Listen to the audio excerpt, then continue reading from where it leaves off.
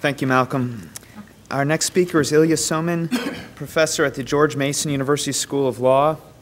He is a co-editor of the Supreme Court Economic Review, a frequent contributor to the Boalt conspiracy, a member of the conspiracy, I guess is the way to put it.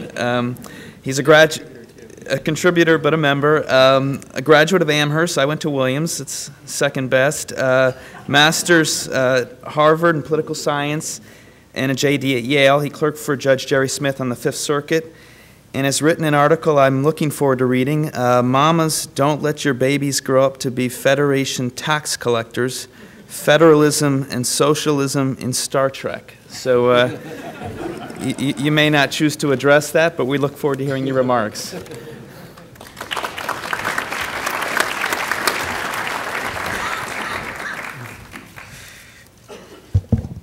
It may be a sign of the troubles of our times that my most read article about federalism is probably the one about federalism in Star Trek rather than anyone that I wrote about actual federalism in the real world. Nonetheless, I'm glad that here at the Federalist Society Conference we have a panel that is actually about federalism. It would be a shame if we didn't have one given the name of the organization. And I think also it's important to consider the impact on federalism of the current economic crisis, something which I haven't seen a lot of discussion of either in the media or in other quarters.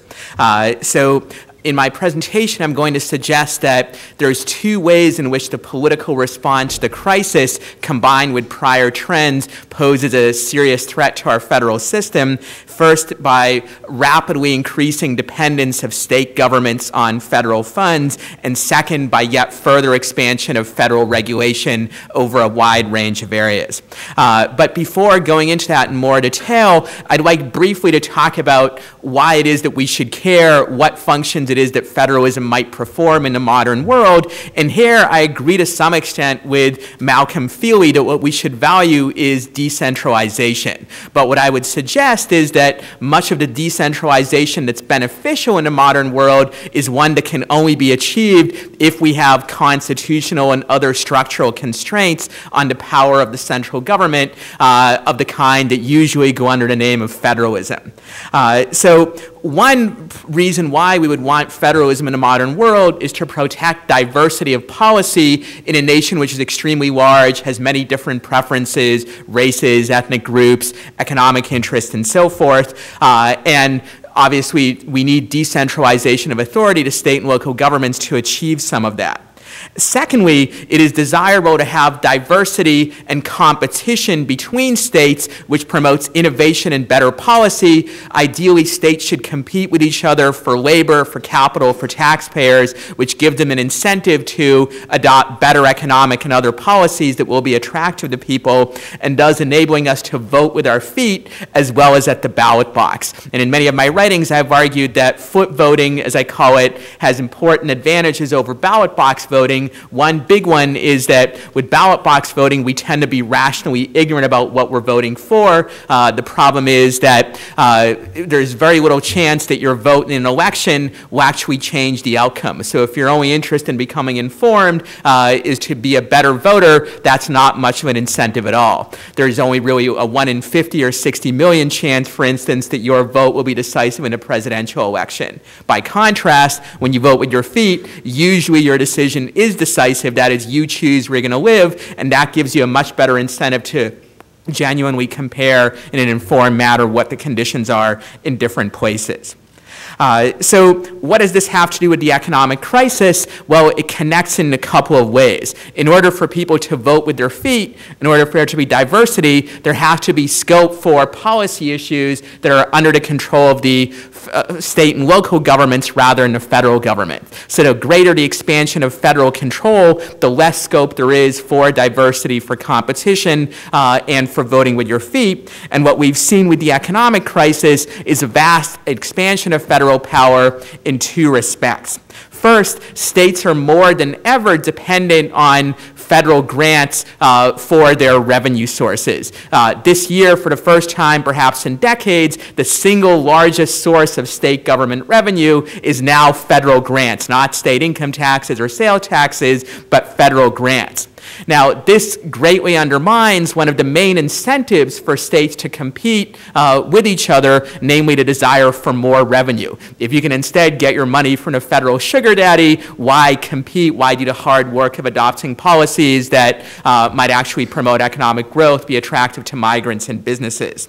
Secondly, most, if not all, federal grants today have attached conditions which require states to follow certain policies imposed by the federal government, and this reduces the range of issue areas where states can pursue different policies and therefore engage in competition and innovation.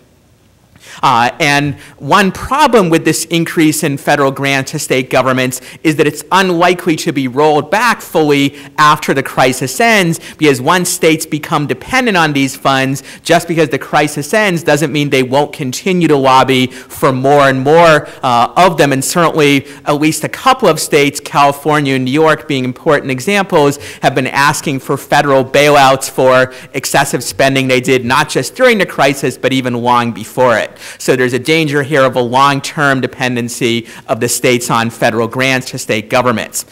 Historically, American federalism has been more successful than that in many other countries, because historically we've essentially forced states to raise the vast majority of their funds from their own taxpayers, usually 75 or 80%.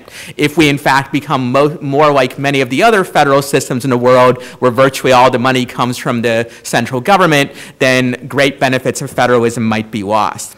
A similar story might be told in the area of federal regulation, which is rapidly expanding now, but has been expanding also under the previous Republican administration as well, as more and more areas of our lives are regulated in a sort of one-size-fits-all policy set here in Washington. There's less scope for state diversity and competition, and therefore we get fewer of these benefits of decentralization that I think are extremely important. In fairness, both parties bear responsibility for this, but that doesn't mean that it isn't a problem. Indeed, it's actually more of a problem precisely because both parties have colluded in this. Now, I'd like to very briefly talk about the situation in the courts.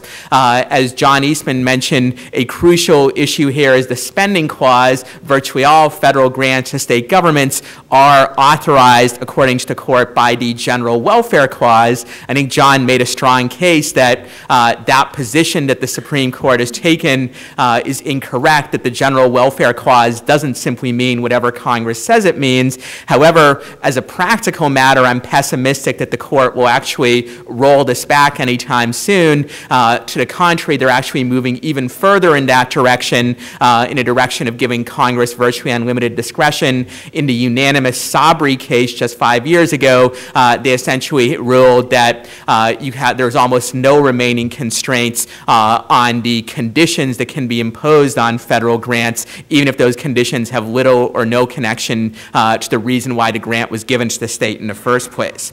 I think you can tell a similar story with respect to the Commerce Clause, which, if you look at this, it's supposed to give Congress the power to regulate interstate commerce.